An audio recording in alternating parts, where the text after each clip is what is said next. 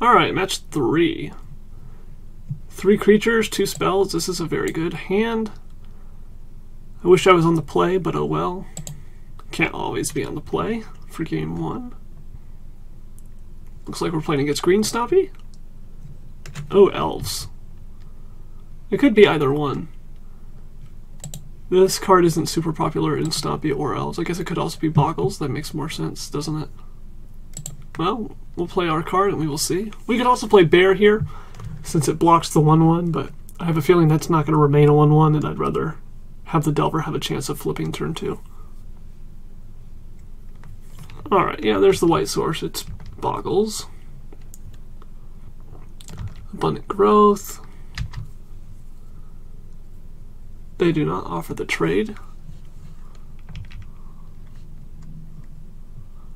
Not going to reveal an island.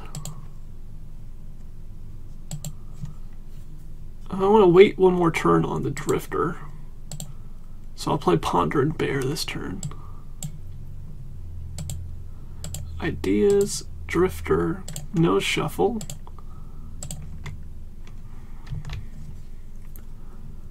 They weren't willing to offer the trade on our turn, so I'm going to offer the trade here, and they're not going to take it most likely.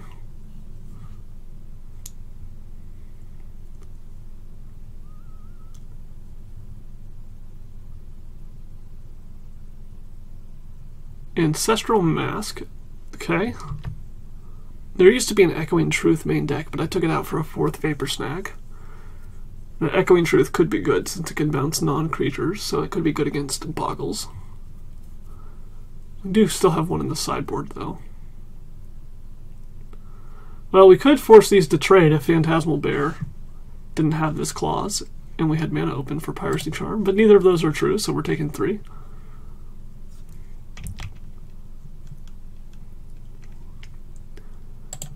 I don't want to try to block this. They're just going to enchant it again, most likely.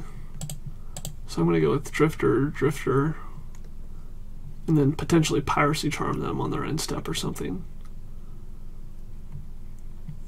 Just dump all the action cards out of my hand, so that Ideas Unbound might potentially get value. Bash for 5. And as long as they don't find Armadillo Cloak or Lifelink, we might be able to win the damage race. We'll see.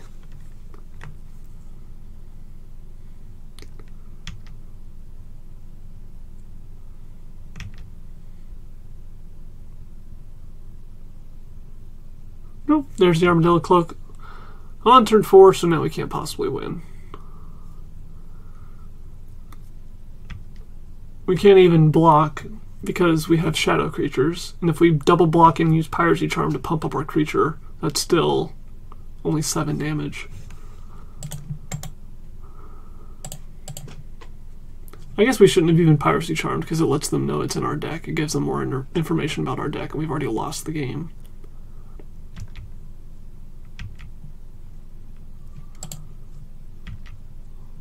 Alright, that's game.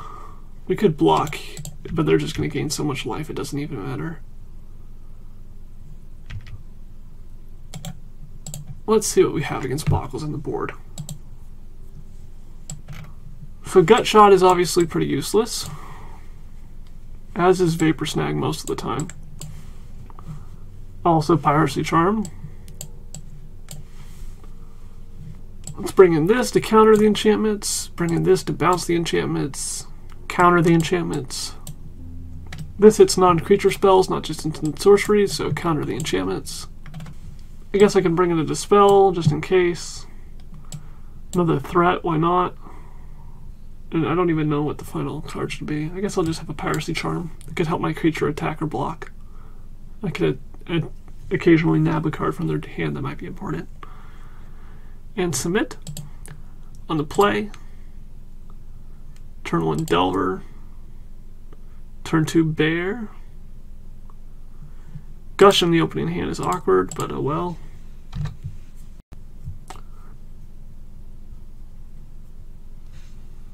Utopia Sprawl, I'm not going to daze that. Save it for an Armadillo Cloak or a Hexproof creature, most likely. Not going to reveal that.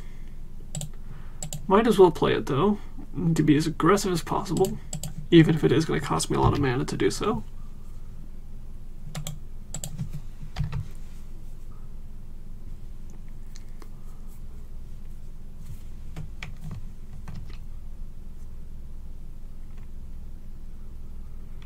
Alright, there's the hexproof creature.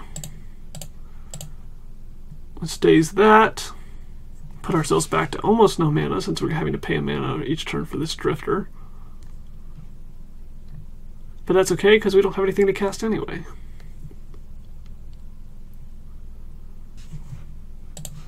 This Delver really needs to flip. Island. Well, that's awkward. I suppose I could gush just to try to find another creature. Problem is then I wouldn't be able to pay for my drifter next upkeep. So I can't do that. And another hexproof creature. Rancor.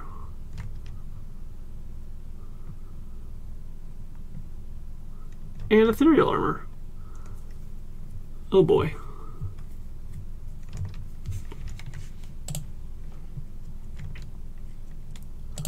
I suppose I should look at the top card with Delver first in case I for some reason want to not pay for my drifter. Yes, I'll reveal Ponder. I'll cast Ponder.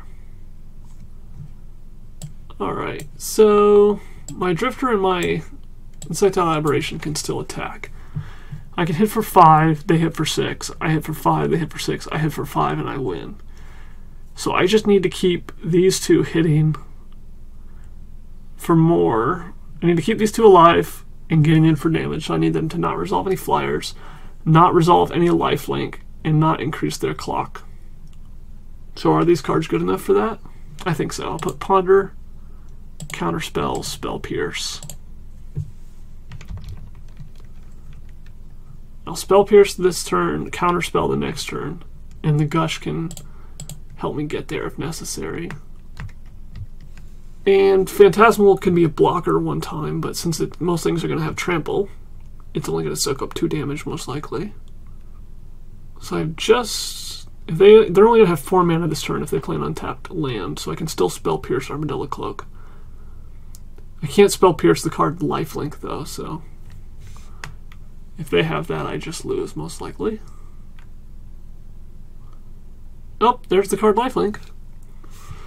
And they have a mana floating, 1 more, so if I Spell Pierce it, it resolves anyway. And if I Gush, I just find the Counterspell and the Ponder that I put on top of my library, so that doesn't help me. Yeah, that's game. There's no way I'm going to be able to win this. I guess...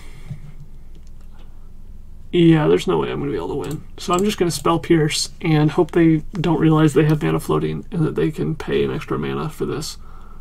I think that's the only way I win. It looks like they're thinking about this for a long time, which could mean they're playing around days.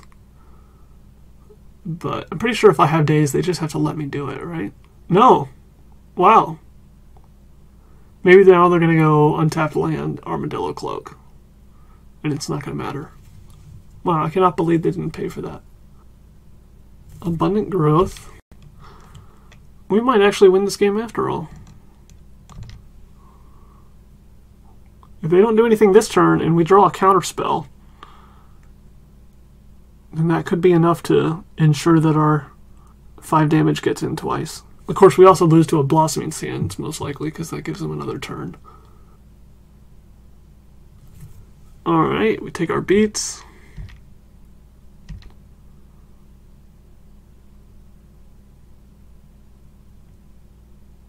And they play a Glade Cover, okay.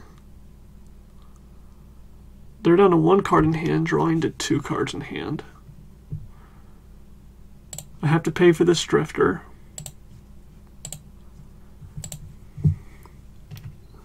I could Gush and then play Ponder right now, but that wouldn't do anything for me because I have to hold open Counterspell no matter what.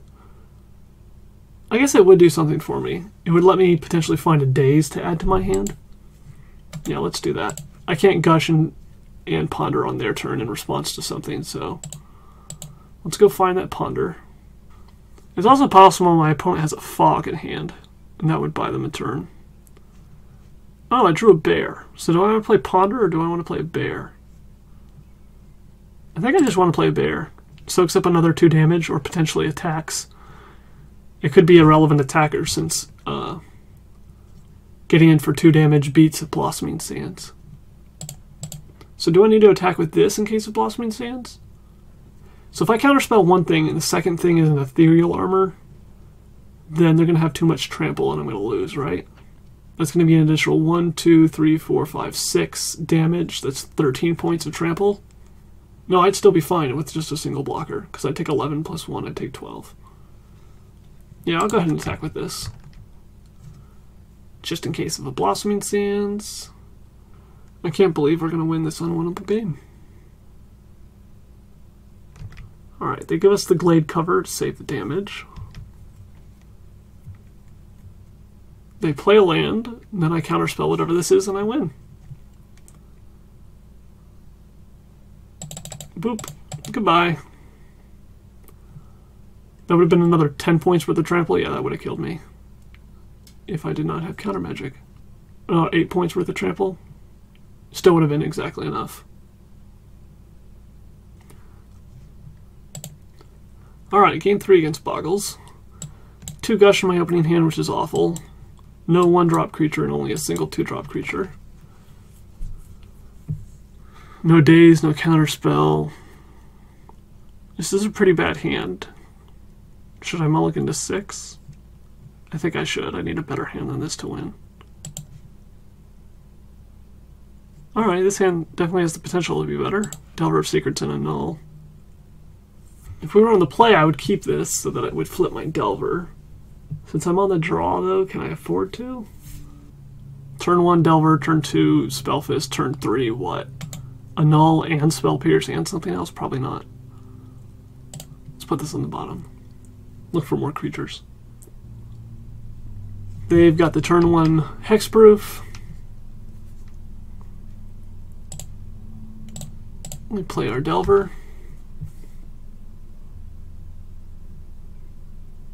Utopia Sprawl.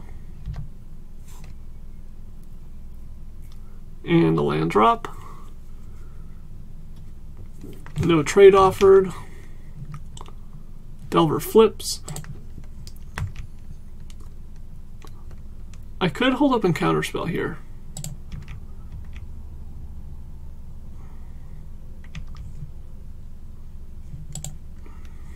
And I think I will. I hold up and counterspell that they know I have. It's awkward, but I might still get something good. And then the turn after I can play Elusive and hold up in a Null to play around Armadillo Cloak or Lifelink or something. Hyena Umbra. That's probably good enough to counter. I know they're using this to bait the counterspell out, but I still think I need to do it. Another Umbra. And a Boggle.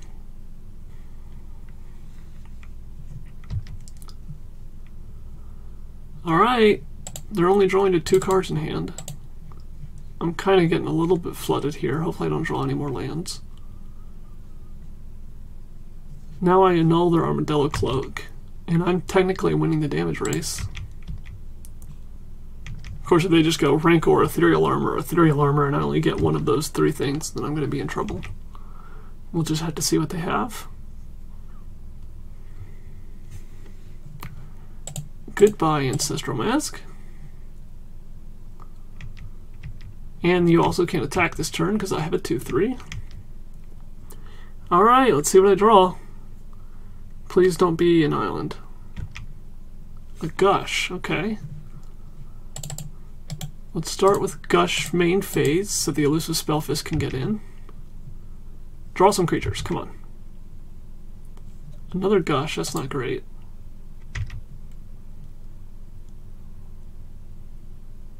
I need counter magic or creatures, preferably counter magic. Delver, Preordained Ponder. So I can obviously take the Delver, put the Preordain on top, play the Delver, attack for 6. Actually, can I just win this turn? I might be able to win this turn. I just need 9 triggers. Technically, I only need 7 triggers because the mutagenic growth. So Gush is a trigger, mutagenic is a trigger, Preordain and Ponder would both be a trigger. That's only 4. No, I'm 3 damage off of lethal. So I can't go for lethal. If I keep these cards, I'm not going to have any counter magic for their turn, which is very dangerous. But is it good enough? So I'm attacking for 6 now, 6 in the air next time, plus the Elusive Spellfist next time. That would be enough to kill them. Even if I do shuffle with Ponder, I'm not guaranteed to get something. Yeah, I think I'm just going to go with this play. I'm not going to shuffle. I'm going to play this. And then I'm just going to attack and hope they don't kill me or get lifelink. If they don't kill me or get lifelink, I can win. Even if they get lifelink, if they don't have anything else, no Rancor nor no Ethereal Armor, I might be able to be okay. Okay, no, there's the lifelink. So it's only 4 points of lifelink. I think I can still win, actually.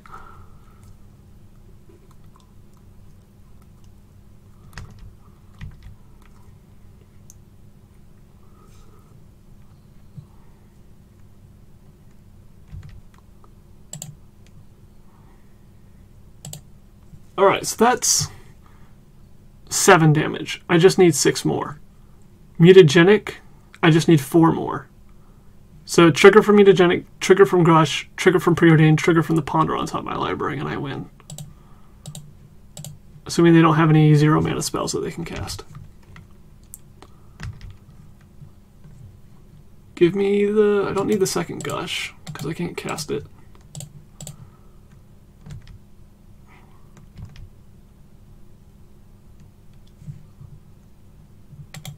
Take none of these cards. Let's Gush.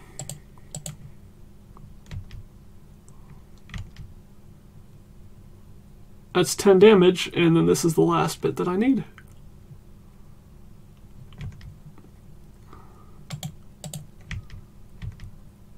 And I beat Bogles, somehow.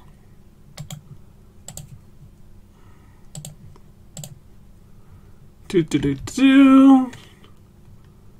is glorious. Apparently this is how you beat Bogles. You play mono blue, aggro, you let them resolve their Armadillo Cloak, and you race them. This is not something that's going to work out very often, but it is pretty awesome that it worked out this time. Alright, there's the attack for 13.